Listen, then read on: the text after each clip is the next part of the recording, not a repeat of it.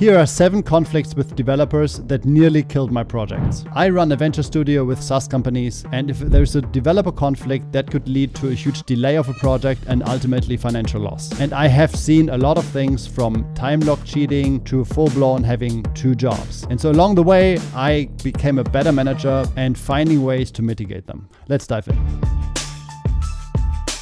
The first conflict was recent, just because we have Claude Code now, a really good AI coding tool for the last couple of months. So what happened was I had a tool that I built in one day, just a local installation. It worked really well, and I asked the developer to bring it to production for around 1 week. And after 3 days, he just started working. So he had only 3 or 4 days left. And what I then noticed was he didn't exactly understand the project because he didn't have enough feedback loops with me. And then I went in and I AI coded a couple of things and pushed the code into his repository, which led to him being very angry at me. And I can understand this because the AI code was not good and it broke a couple of things. Eventually, we had to consolidate and coded the rest of it, but then the work was on me. He went to another project. I was late for a week, and then now we are working through the refactoring and I'm teaching him what I learned during this time.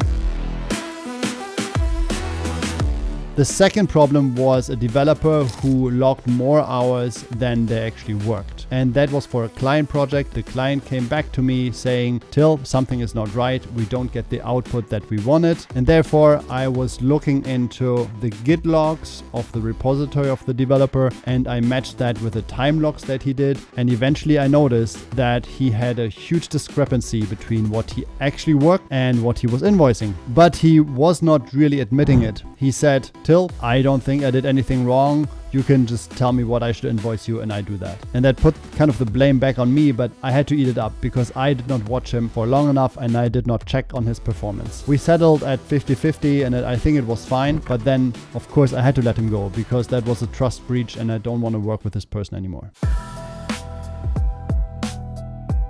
The third one is a developer who failed to deliver, and that is a problem that usually happens in a culture that's relationship-based. People in those cultures do a lot in order to please the boss, and I did not see that properly. I saw what they were capable of in other projects, but when I asked them to do something new, they told me, yes, boss, no problem at all. And eventually I noticed that it was actually my fault because I did not know exactly what their skill set were, and I gave them stuff that was just over their heads. So eventually I had to also regroup them to another team, and also some of them had to let go because it was way lower performance than I thought.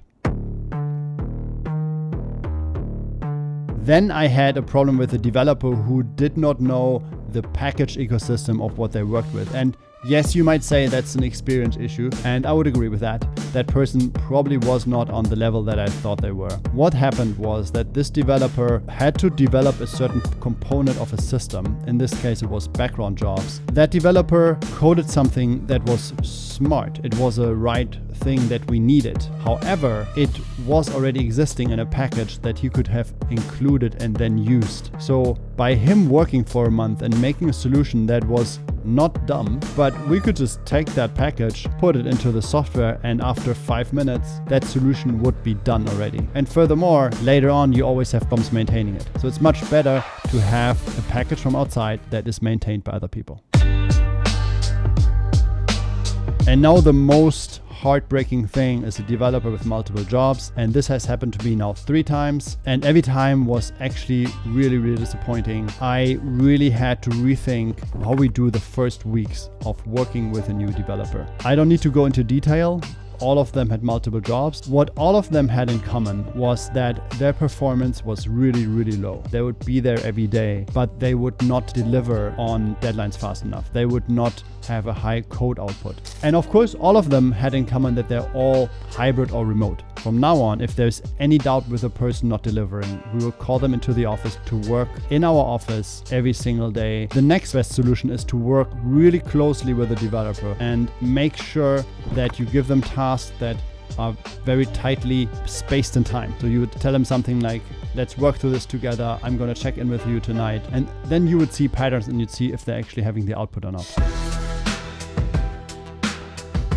Another conflict was with one of our senior team members. I asked them to learn another technology. That person is very smart and I'm pretty sure he could have learned it, but he saw that his current technology, which was TypeScript, was just superior to the other thing we were using, which I wanted him to use. And I gave him some time, gave him like a month, and he tried to work through that. And he came back to me and he said, Till, I'm not going to do that. That is not what I think makes sense for this project. It takes me too long to learn. Let me just do this in this other language. So that was a conflict for sure. I just put the trust in him and I said, look, rewrite it partially or completely, and then we have another check on it. And lo and behold, his rewritten solution was much better than the thing I thought we could do with our existing technology. That was a conflict where I learned a lot for myself as a developer as well. And now I'm embracing much more TypeScript myself. And I think it was a net benefit for all of us, even though we have lost a month. That's what it is sometimes.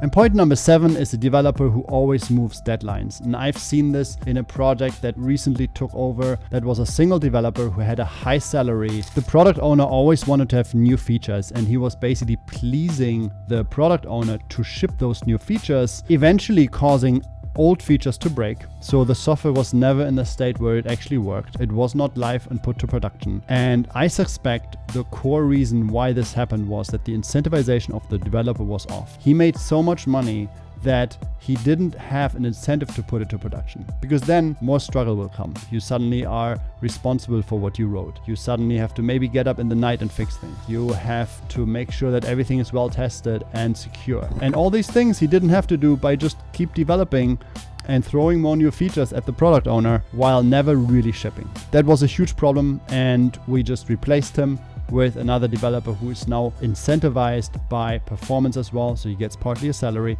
partly a performance based on the deadline reaching and the actual revenue the product makes. These were my 7 developer issues, and you saw most of them actually come back to me. I'm to blame for either wrong hiring or wrong managing. What are your thoughts? Which ones do you think are managing problems and which ones are hiring problems? Leave a comment below.